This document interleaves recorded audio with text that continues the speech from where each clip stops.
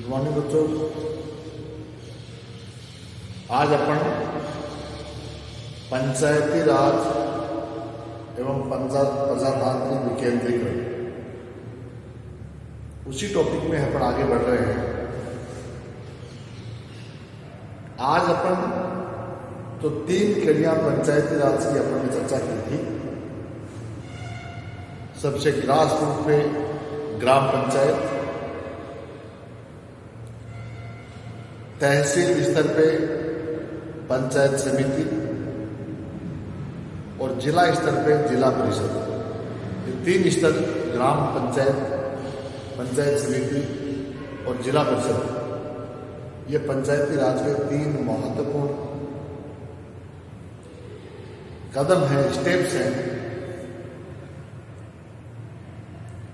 आज अपन जो सबसे ग्रास रूट का जो स्तर है ग्राम पंचायत, उसके बारे में अपन बात करेंगे। ग्राम पंचायत क्या होती है, कौन उसके सदस्य होते हैं, कैसे उसका निर्वाचन होता है, उनकी कार्य प्रणाली किस प्रकार की होती है, उनके आय के स्रोत क्या क्या हैं और उनके शक्तियां, अधिकार, कार्य वो क्या क्या है, इन पे अपन चर्चा करेंगे। तो सबसे पहले अपन चर्चा करते हैं ग्राम पंचायत। क्या है ग्राम पंचायत? एक भूभाग, भौगोलिक बाउंड्री में बंधा हुआ एक ऐसा क्षेत्र जहां निवासी निवास करते हैं। उस हर जिले में कई पंचायत समितियां होती हैं, हर पंचायत समिति में कई ग्राम पंचायतें होती हैं। एक ग्राम या 2 ग्राम, 1 गांव, 2 गांव, 3 गांव, बड़ा गांव एक है तो अकेला गांव की भी ग्राम पंचायत हो सकती है। छोटे गांव है तो 2 गांवों को मिलाकर के उसी ग्राम पंचायत बनाई जा सकती है, और छोटे हों तो 3 गांवों को मिलाकर के ग्राम पंचायत बनाई जा सकती है। तो कहने का मतलब यह है कि एक निश्चित पॉपुलेशन के आधार पर एक ऐसे भूभाग का चिन्हित कर दिया जाता है कि जिसके नागरिक मिल करके उस ग्राम पंचायत का गठन करेंगे। जैसे एक गांव को हम ले लें, उस गांव के नागरिक मिल जाएंगे, एक्स गांव, वाई गांव, जेड गांव, ए गांव, बी गांव, कोई भी गांव हो सकता है। तो ग्राम पंचायत का गठन कैसे होता है? ग्राम के वयस्क नागरिक, महिला एवं पुरुष मिलकर के प्रजातांत्रिक तरीके से निर्वाचन प्रणाली के माध्यम से वोट डाल करके अपने ग्राम प्रधान या सरपंच का चुनाव करते हैं। गांव के अलग अलग ब्लॉक्स में बांटा जाता है। गांव को भिन्न भिन्न टुकड़ों में बांटते हैं जिनको हम ब्लॉक कहते हैं, और जिसको प्रत्येक ब्लॉक से एक पंच निर्वाचित होता है और संपूर्ण ग्राम पंचायत से एक सरपंच निर्वाचित होता है। तो एक ग्राम पंचायत में सरपंच एक होगा, पंच उस गांव के भौगोलिक स्थिति के हिसाब से हो सकते हैं। कम से कम 5 पंच होने चाहिए। बड़ा गांव है तो पंचों की संख्या ज्यादा हो सकती है। इन पंचों में, इन ग्राम पंचायतों में SC, ST, OBC एवं महिला, उनके लिए आरक्षण, नियमानुसार आरक्षण की व्यवस्था उसमें रखी गई है। ग्राम पंचायतों में, इसमें पंचायती राज में महिलाओं को 50% आरक्षण राजस्थान में प्रदान किया हुआ है। तो इस प्रकार से गांव के समस्त वयस्क नागरिक, महिला पुरुष मिलकर के प्रत्यक्ष निर्वाचन प्रणाली के माध्यम से ग्राम पंचायत में पंच और सरपंचों का निर्वाचन करते हैं, और फिर सरपंच उस गांव का मुख्य निष्पादक अधिकारी होता है। उस ग्राम का मुख्य निर्वाचित अधिकारी सरपंच होता है, और सचिव जो कि राज्य सरकार के कर्मचारी होते हैं, वो उनकी देखरेख, कार्यालय का जो भी देखरेख है, उनका लेखा जोखा, उनकी कार्य प्रणाली, उनका निर्वहन करते हैं। ग्राम सभा बुलाई जाती है, ग्राम सभा का अध्यक्ष सरपंच होता है, जबकि सचिव उसकी मिनट्स लिखना, उसकी कार्यवाही देखना, इन सब का कार्य सचिव करता है। ग्राम में उसकी क्या क्या आय के स्रोत हो सकते हैं। अब गांव के स्तर पे आप देखिए, गांव में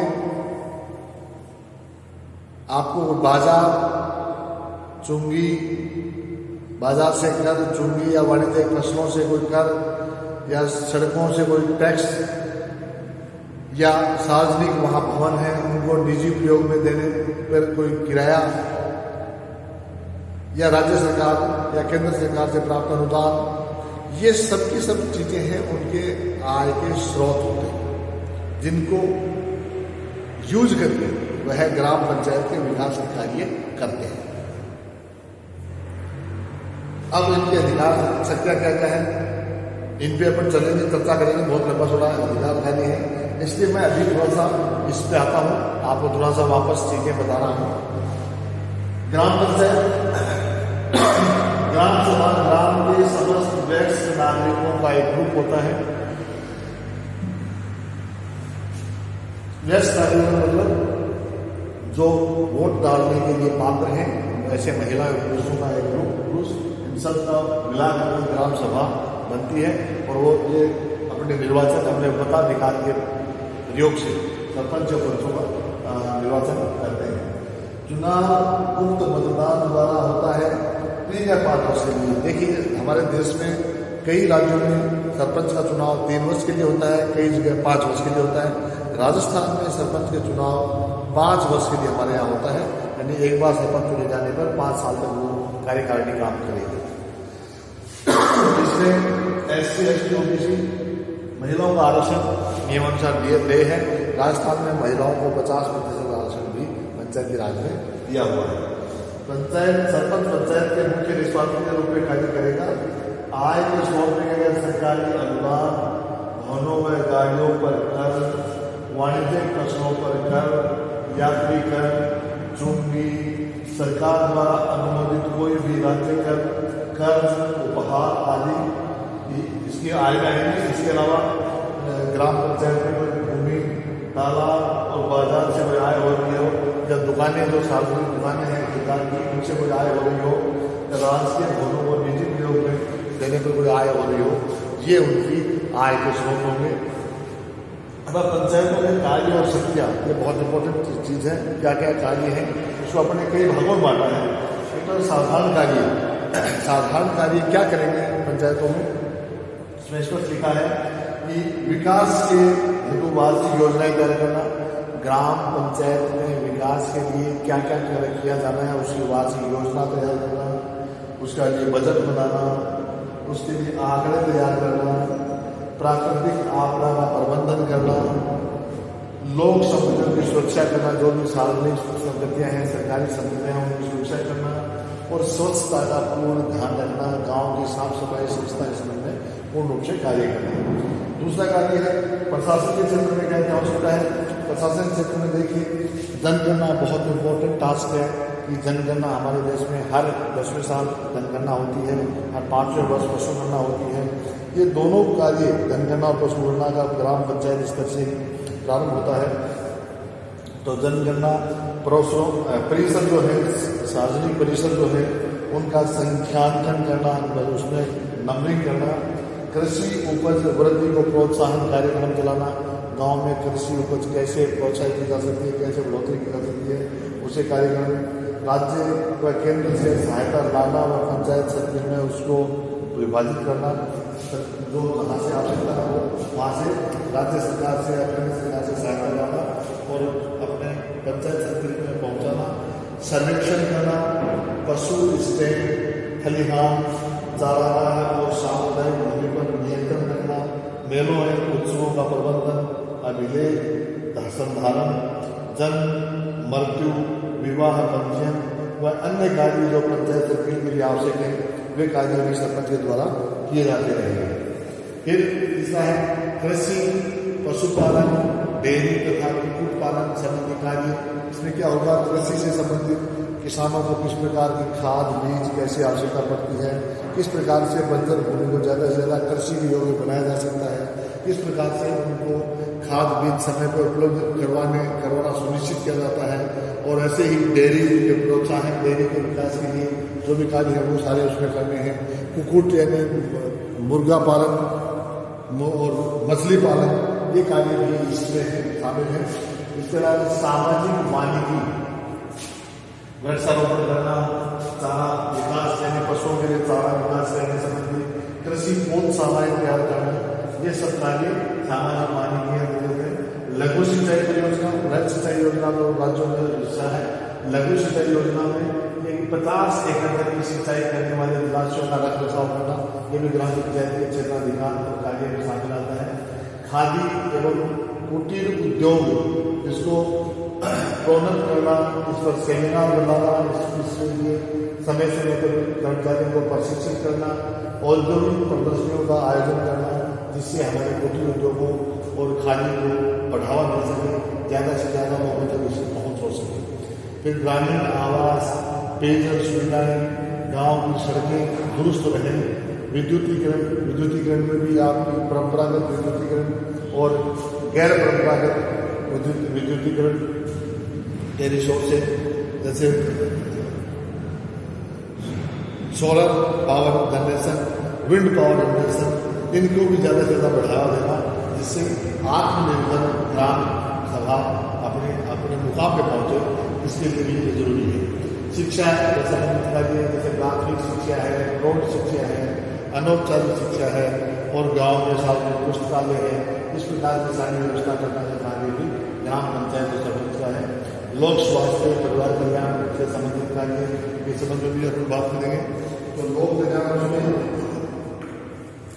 परिवार कल्याण कार्यक्रमों का क्रियान्वयन, महामारी की रोक एवं उपचार के उपाय, मांस, मछली और अन्य विषवर्र खाद्य पदार्थों के विक्रय का विनिमय, मानव और पशु टीकाकरण के कार्यक्रम में भाग लेना, खाने और मनोरंजन संस्थानों का अनुज्ञापन, आवारा कुत्तों का नाशन, खालों एवं चमड़ों के संस्करण, धर्म शोधन और रंगाई का विनियमन, आपराधिक और हानिकारक व्यापारों का विनियमन करना, ये भी इसमें शामिल है। महिला एवं बाल विकास से संबंधित कार्य सुझाएंगे, तो इसमें हम कहेंगे महिला बाल विकास में महिलाओं से संबंधित बाल विकास को क्रियान्वयन में भाग लेना, विद्यालय स्वास्थ्य और पोषाहार कार्यक्रम को प्रवर्तित करना, आंगनबाड़ी केंद्रों का पर्यवेक्षण करना, ये इसमें शामिल है।